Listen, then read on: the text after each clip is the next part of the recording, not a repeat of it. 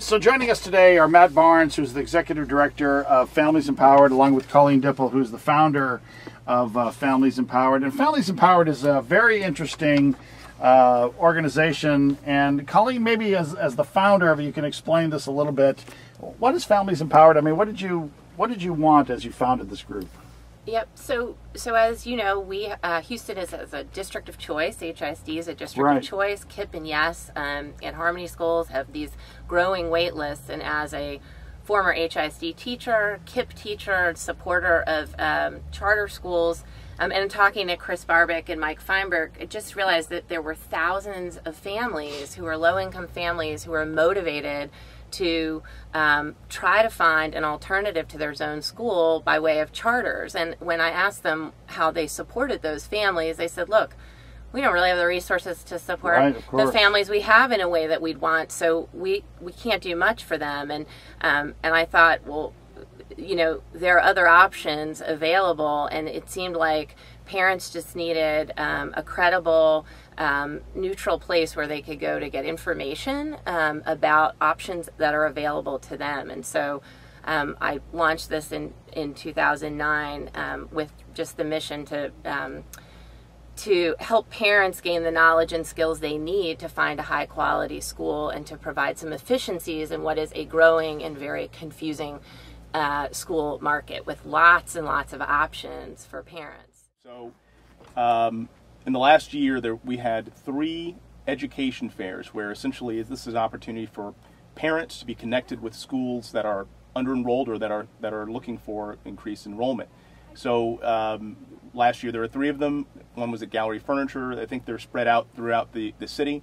And we invite schools and we invite parents to come and meet.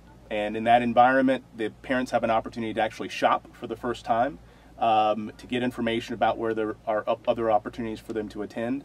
And so that's one of the premier, and we're going to be doing that again this year, 3 of them scheduled, with some other smaller ones potentially being planned as well. Another piece is that so far we've been trying to play this role of a connector, a broker of sorts, where parents who've already identified they're looking, and schools, as we are getting to know these schools now, we are realizing there are a number of schools that are very fine quality schools that are just under the radar of the vast majority of parents. So these are schools that need to find students, and we bring them together via email. In the last several weeks, we've been doing this via phone, where we're actually calling parents. We're trying to understand what are they looking for, and link them with schools that can provide that. You're not alone. So there are lots of families who have special education issues, and this is, you know, it's something that comes up. And so what I would say is that this is not easy. So we tell parents that this is work. And so the first thing I would do is I would look at every available option, including private and public schools. And sometimes public schools have actually better special education resources than private schools. And visit that school and sit down with that ask to have a meeting with the special education teacher and the principal, because the school should, I mean, if they don't, you know, visit with you, that gives you a really clear answer about the kind of relationship they'll have with you, and you can make a determination if that's what you want. In any case, this is an opportunity that I think is the time is right for. And the environment that created all of these folks that lost the lottery, we, by the way, call them lottery hopefuls, not lottery losers. And so the situation that created these lottery hopefuls is unique and a wonderful opportunity to try some things that have never been done before. In here, I will say that the thing that I'm most excited about is the possibility of creating thousands of informed consumers of the educational product. No longer in the future, sometime in the future, parents, we hope, we believe, will not just accept the school that they're zoned to, but they will instead ask the right questions. They will challenge the data. They will challenge the culture of the school, and they will then make choices that will actually make that school better and improve the school they're going to. I mean, this idea of creating a marketplace where parents are informed and they're making decisions based on quality is a wonderful dream, and I think we can actually start to move in that direction.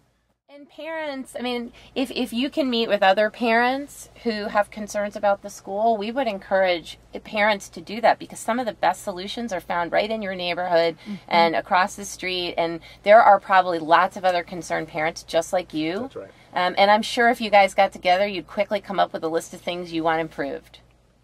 Bob's point, but these parents are not idiots. They are they are savvy, they are thoughtful, they just have limited means. Right. So what we're hearing is, parents who are deeply interested in finding the right choice for their children, parents who have very little understanding of this very complicated process of identifying the right school for their children.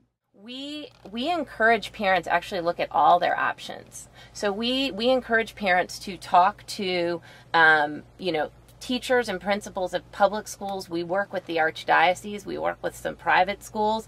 And we essentially think that parents need to do the work, and they should feel empowered to ask questions and to visit schools and to demand answers.